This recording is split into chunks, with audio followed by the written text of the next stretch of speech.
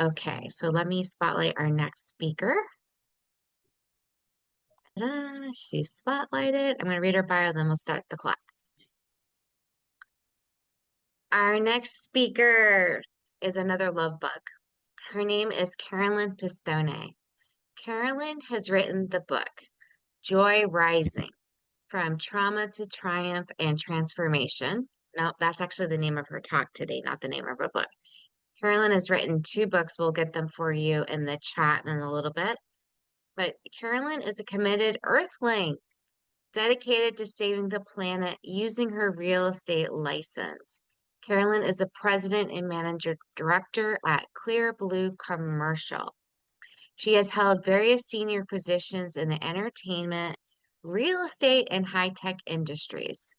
These experiences have inspired her to work to build a supportive, innovative, and collaborative environment for clients, team members, and yes, even the planet to thrive. Now, you may be wondering, what does a real estate person have to do with finding your voice after trauma? You will see. Carolyn is her best self when she does motivational speaking, and that's what she's going to do for us today. Thank you, Carolyn. You bet. First of all, thank you, Karen, for all you bring to my life and all you have brought to my writing and speaking, and for giving me an opportunity to work through my own trauma in front of the world. And thank you so much for your vulnerability, Coach Christie, because as I'm sitting here, not only am I nervous, I'm just going to share with you, I am not at all in the location I had expected to be for this talk. So I don't look like I want to look, and the room doesn't look like I want it to look.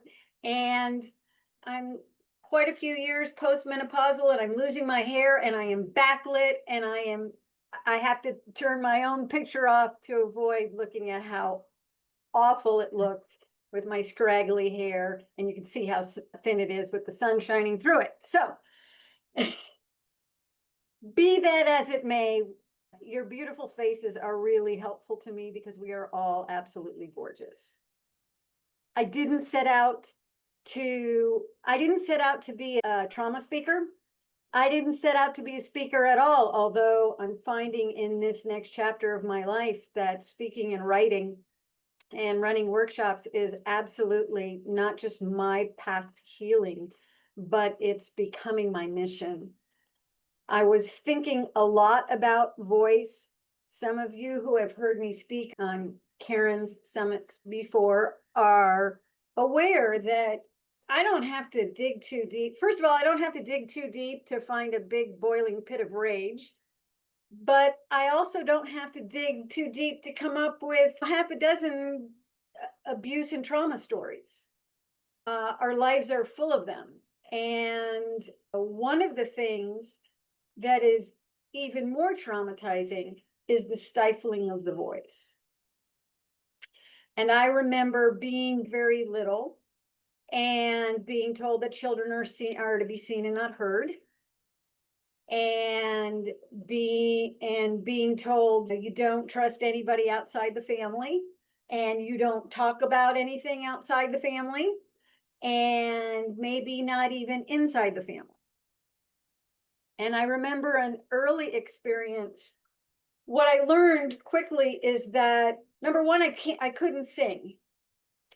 My father was a musician, and when I was really early and learning to sing all the little songs that you learn in nursery school and kindergarten, I would sing at home. I would sing them at home.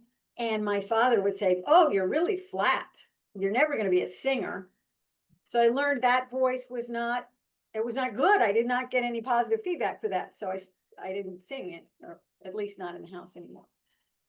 But I learned that I was funny, and that my life would be a whole lot easier and a whole lot safer if I could make the adults around me laugh. And so I was able to do that, but it took a while to hone a sense of humor that was funny to people other than myself. And I remember this one tiny experience, and I don't know why I flashed on it recently. But I went to a birthday party when I was about 7 years old. And it was one of the little girls in my class was British, and she came from a very posh British family. And they threw a proper tea party for her birthday. And we all wore they weren't fascinators, but we all wore hats. We were all quite dressed up. And at that time, and we all had white gloves. And it was outside in their garden, and they brought out this beautiful cake. And I thought I would be funny, that it would be funny, the juxtaposition of us being all proper. And so as they're putting the cake down, I yelled really loud, "Me want cake!" Because I thought that was hilarious. And the father, who was quite British, turned and gave me this ice cold stare. And he said, "What a horrible noise." And and believe me, I didn't say anything for the rest of that party. And this is not, that wasn't a trauma, but it was a sign of, oh, wait a minute. Is my voice a horrible noise? Should I not be speaking? And I've spent 6 decades reteaching myself, first of all, that not everybody thinks I'm funny and not every joke is appropriate. For me, I realized one of the biggest parts of stifling our voices after trauma has to do with gaslighting. And I can give you a whole list of indignities and shameful things and painful things and sexual abuse and physical abuse. But I'll tell you, the worst part is the gaslighting. And the thing about gaslighting is you're taught that what's happening isn't real, or what you're saying isn't true, or it's, as every unfaithful womanizer likes to say, and maybe even public officials, baby, who you going to believe, me or your lying eyes? So we're taught to see that what happens to us doesn't matter, or what we're saying about what happens to us isn't true. And we struggle with it. And because sometimes it happens with the people who are teaching us how to speak, how to think, and who we are, we start to question our own value and our own perception of what's happening to us. As a result, and thank you, Karen, for mentioning my book. As a result, in my book, I started to write about sex in general and what a lovely, joyous thing it is. And as I'm writing it, I'm realizing not only was I sexually abused, but that set me up for abuse isn't really abuse. Your body doesn't really belong to you. And just because you say this happened and it was wrong doesn't mean you're being truthful.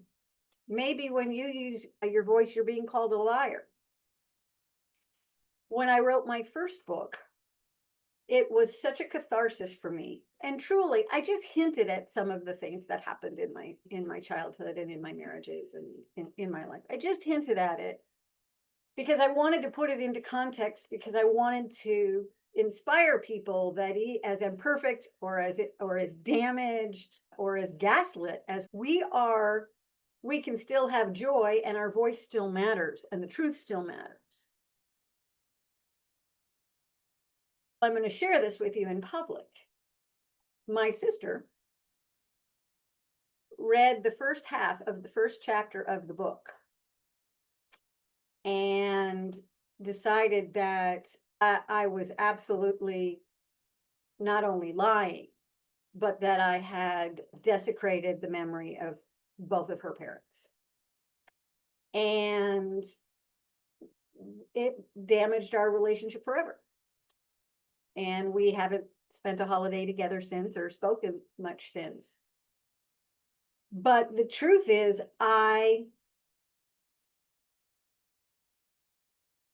No, it didn't damage our relationship forever.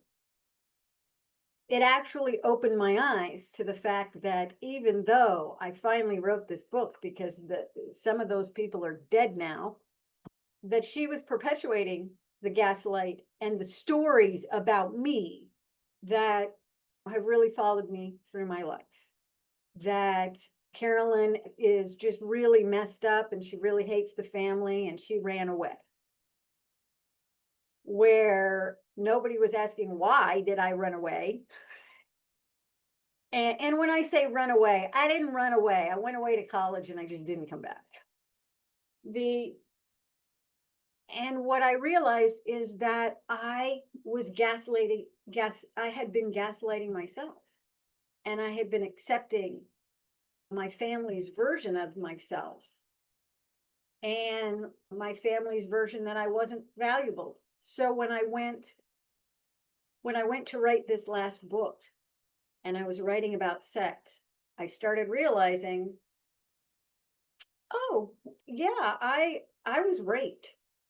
I was raped a number of times by different people.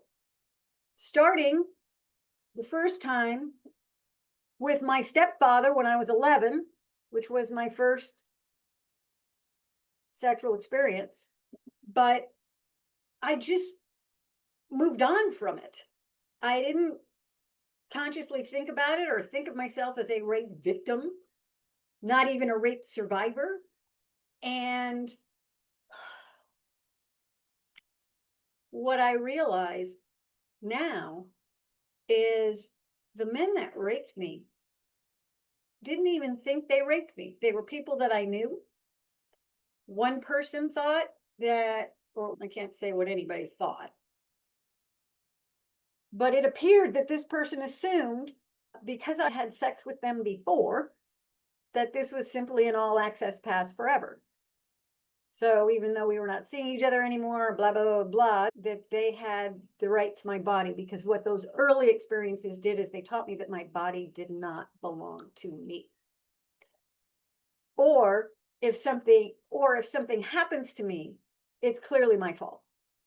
It's like the classic police reporting. What were you wearing? Why aren't you asking me what he was wearing? Or what were you doing out at this time? One of the times that this happened, I was in college and I was in the basement of the library in a little study room. And I was a guy who was my neighbor in the door came in just to chit chat with me. And oh, by the way, there's nobody else around. So he forced himself on me. And then afterwards, he walked me home. And he lived on the same floor of my dorm for the rest of the semester. And we just went on with our lives like nothing happens. And there was no consequence for him. And one of the things that I realized is and I don't think he thinks he raped me, or he thinks that it doesn't matter because I was not a virgin. I was not married, and I was not a good Christian girl. Therefore, clearly I'm a sex object. What's interesting to me is that giving this talk now and talking about finding your voice, it's not how did I find my voice after trauma, but it's using my voice is what has given me myself back and given me my life back. That even if there are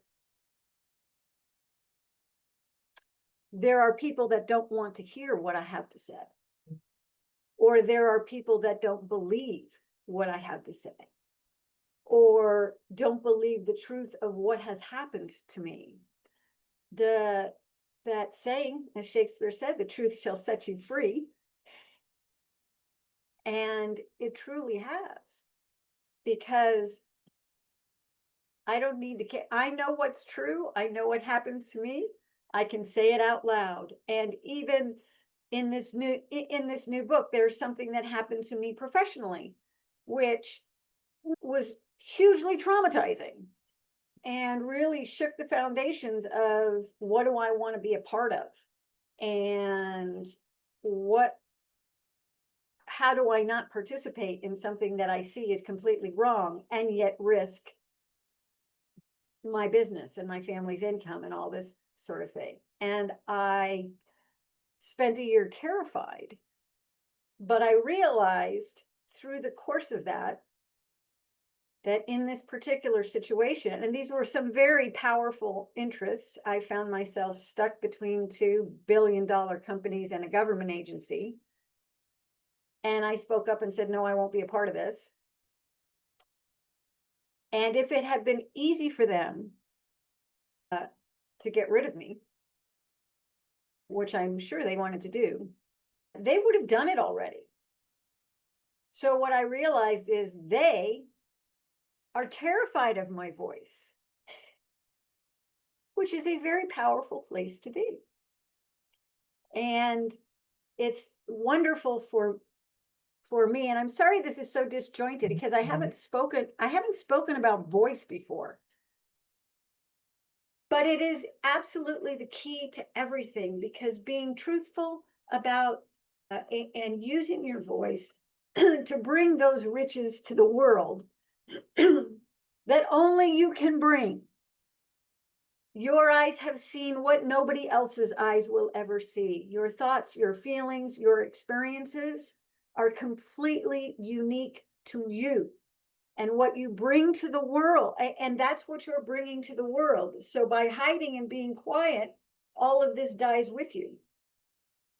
Whereas if I can speak and use my voice and it helps one other person do the same and bring their brilliant gifts to the world, it's not just great for other people who have been traumatized. The world needs us. The world needs us to speak. The world needs us to be fully present and fully ourselves and fully truthful about what's going on. And if we can speak the truth about what has happened to us and be strong in our value at the same time. And I'll give the example of what Coach Christie was just saying about all the different ways she was stifled. And yet what she is bringing to the world now is saving people's lives.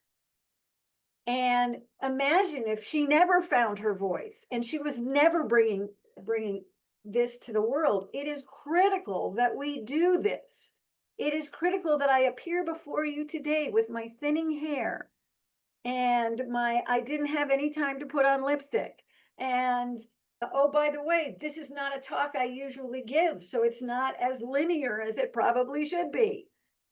Imagine if imagine if there is somebody here that is believing the gaslighting that has been thrust upon them.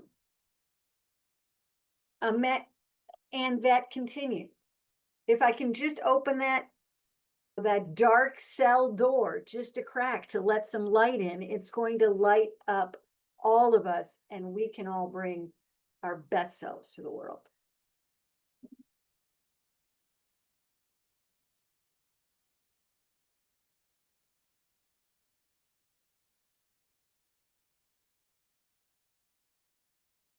Any questions?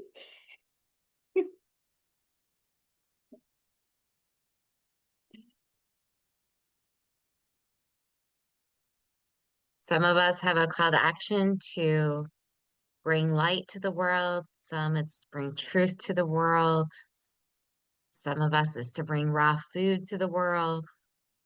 We all have a calling, and speaking our truth, what does that do for our calling? Questions for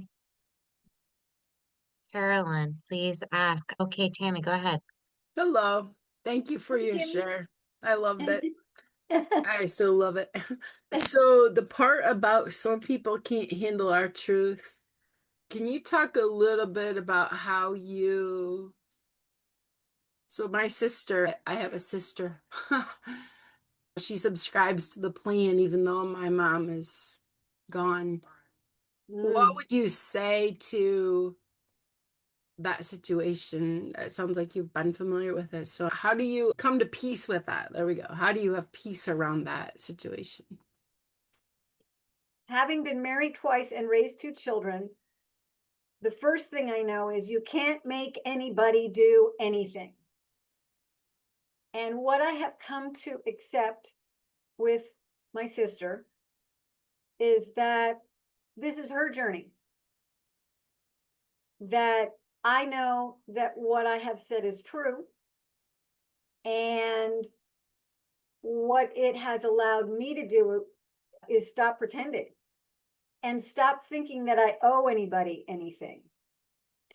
One of the things I found when I spoke on the last summit, I spoke about a traumatic incident that happened in my childhood that I had never spoken about before.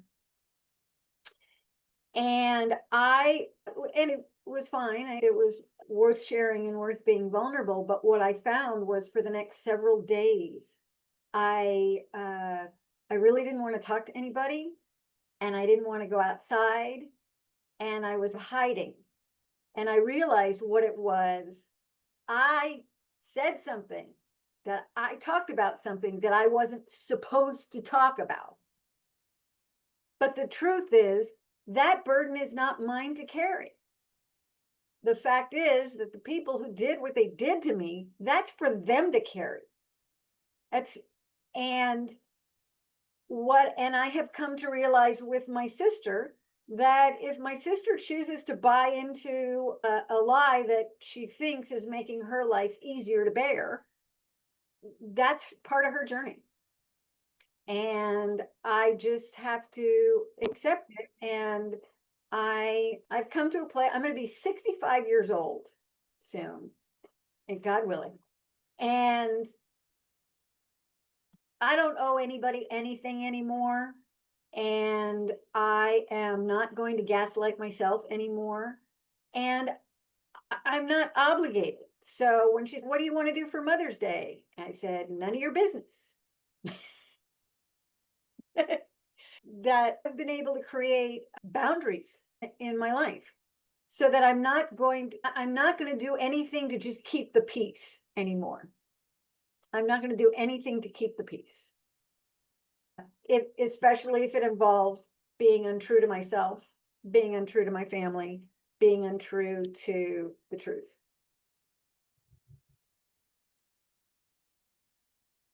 Carolyn, we have one more question. If you could answer it succinctly, I would love that so we can try to stay on time. But we're going into a lunch break on the East Coast and a regular break on the West Coast. Tammy, please ask your question. Okay, sorry, I'm gonna remain off camera if that's okay. It's Sorry. absolutely okay. Thank you. My question kind of goes with Carolyn's last answer she just gave. I have a book waiting to go, and my issue is my perpetrators are my parents. And they've never acknowledged, they've never apologized. I've walked around for 58 years with this secret I've never told anybody. And I've just started sharing my story because I feel safe to share it now with a limited audience. So my thing is, I've kept this secret, protected my family as long as I could. My dad is actually my stepfather who adopted me. So I always felt that, you know what, I can't because I'm not, he was lovable enough to adopt me and I'm not his kind of thing. I have so much to give, to offer to people, and so much healing that I have done. And I want to help set women free as well from the trauma and fear and all that kind of stuff. I just don't know how to go forward from here because of that secret with my parents who are still alive, obviously. But so I've been like, should I just put it on hold until maybe they pass or what? I don't know. I'm not sure what to do around that situation.